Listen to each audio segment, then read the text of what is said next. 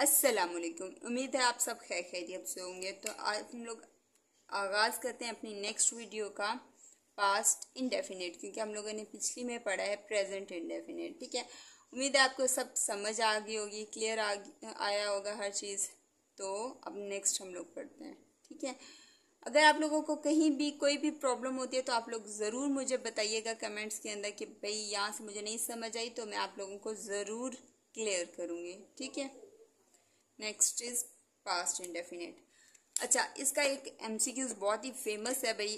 उसके अंदर ये पूछा जाता है कि कौन सा ऐसा वाहिद टेंस है जिसके अंदर सेकंड फॉर्म यूज़ होती है। तो भाई बच्चों लिख लो अपनी आप जो लिख रहे होते हो, आपके ये नोट्स वगैरह बन रहे होते हैं उसी के अंदर साथ ही मेंशन ज़रूर करो, बड़ा सा करके लिखो कि जो सेकंड फॉर्म है वो सिर्फ और सिर्फ पास्ट इंडेफिनिट में लगता है। इसके अलावा या फर्स्ट फॉर्म लगती है या थर्ड फॉर्म लगती है, और बेसिकली फर्स्ट फॉर्म ज़्यादा लगती है। ठीक है, लेकिन थर्ड फॉर्म भी लगती है परफेक्ट के अंदर, लेकिन मेन सेकंड फॉर्म लगती है पास्ट इंडेफिनिट के अंदर। ये वाहिद टेंस है जिसमें पास्ट इंडेफिनिट के अंदर सेकंड फॉर्म लगती है। ठीक है, और इसके भी नेगेटिव और इंट्रोगेटिव में नहीं लगती, सिर्फ और सिर्फ सिंपल में लगती है। ठीक है, ये भी बात याद रखनी है।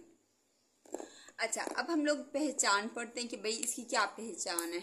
मेनली आपको वही बात है, डेफिनेट है, इनडेफिनेट है।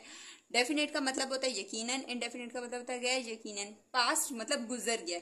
इसकी उर्दू में पहचान है कि किसी लफ्ज के लास्ट में अलेफ छोटी ये बड़ी ये आए तो समझ लो भाई ये पास्ट इंडेफिनेट है। लेकिन आप लोगों ने एग्जैक्ट सिर्फ इसी चीज के ऊपर रिलाई नहीं करना होता कि भाई ऐसे ही कुछ होगा तो तभी पास्ट इंडेफिनेट है, वरना पास्ट इंडेफिनिट आप लोगों को चीज सेंस भी क्लियर हो रही होती है। ठीक है, अगर मैं यूं बोलूं मैंने खाना खाया,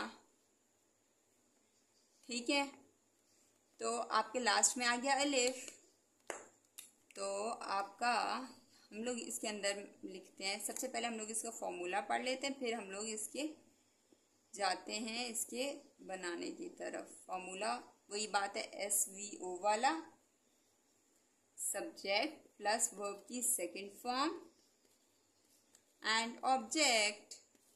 ठीक है, अब ये तो सिंपल है। ठीक है, मैंने खाना खाया, आई, वर्ब की सेकंड फॉर्म है एट, फूड।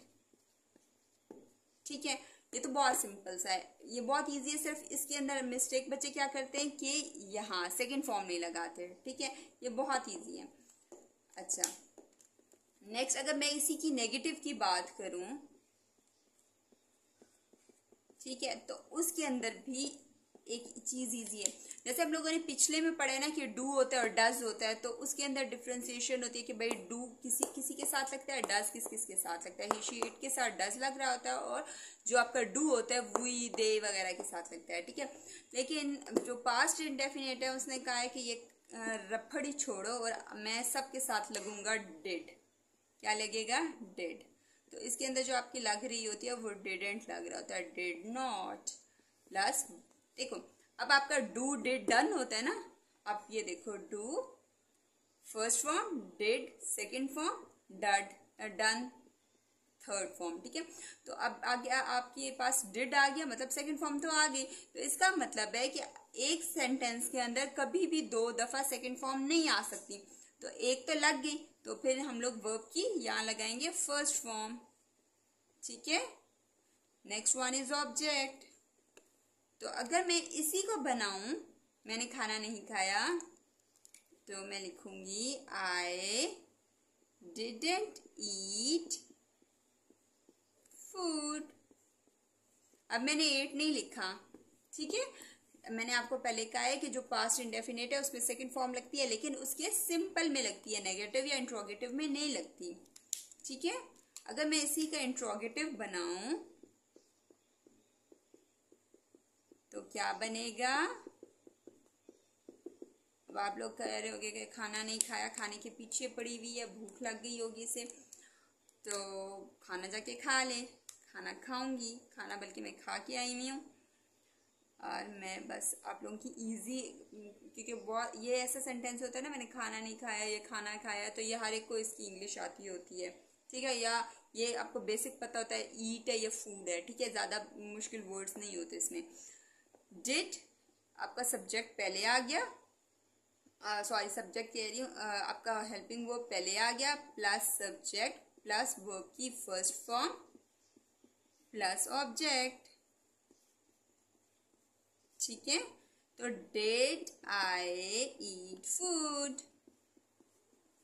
ठीक है, डिड एज इट इज आया, सब्जेक्ट की जगह आई आ गया, वर्ब की फर्स्ट फॉर्म इज आ गया, ऑब्जेक्ट फूड आ गया। ठीक है, अब next one is negative interrogative. Negative interrogative. ठीक है, did plus subject plus not plus verb की फर्स्ट फॉर्म प्लस ऑब्जेक्ट, तो ये क्या बनेगा, did I not eat food. ठीक है, तो ये आपका इस तरीके से होता है।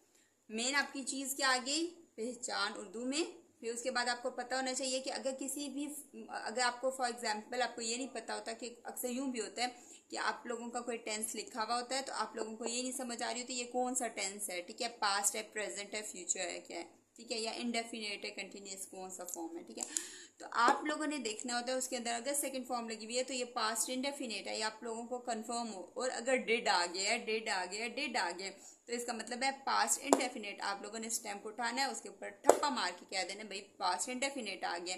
हमारी टीचर ने हमें बताया कि भाई पास्ट इंडेफिनेट है। ठीक है, तो उम्मीद है आपको ये वीडियो अच्छी लगी होगी। आप लोगों ने क्या करना है, आप लोगों ने गूगल से, किसी भी जगह से, किसी बुक से आप लोगों ने रोज की 5-5 सेंटेंसेस बना के पास्ट इंडेफिनेट के और फिर प्रैक्टिस करनी है। रोज के आप लोग 5 सेंटेंसेस बनाएंगे।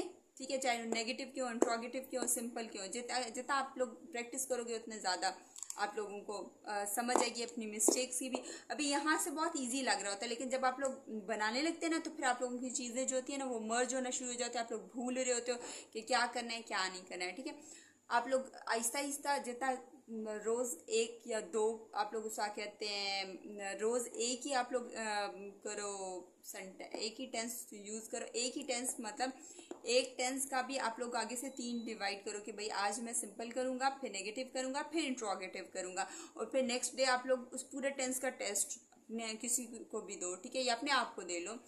तो फिर नेक्स्ट वन, फिर नेक्स्ट टेंस करो, फिर पास्ट इंडेफिनिट के इसी तरीके से करो, फिर प्रेजेंट और पास्ट को मर्ज करके फिर टेस्ट बनाओ और फिर करो। ये नहीं कि सारे एक ही भाई रट्टा मार के और फिर एक ही दिन टेस्ट देने बैठ जाओ तो फिर फेल ही होगे। ठीक है, तो इस तरीके से आपको उम्मीद है समझ आ गई होगी। और अगर कुछ नहीं भी समझ आती तो आप मुझे कमेंट करें और फिर मुझे बताएं कि आपको नहीं समझ आई। ठीक है, और मेरे चैनल को सब्सक्राइब करें, फॉलो करें और बेल आइकन के बटन को प्रेस करें। मेरी वीडियोस को लाइक करें और शेयर करें अपने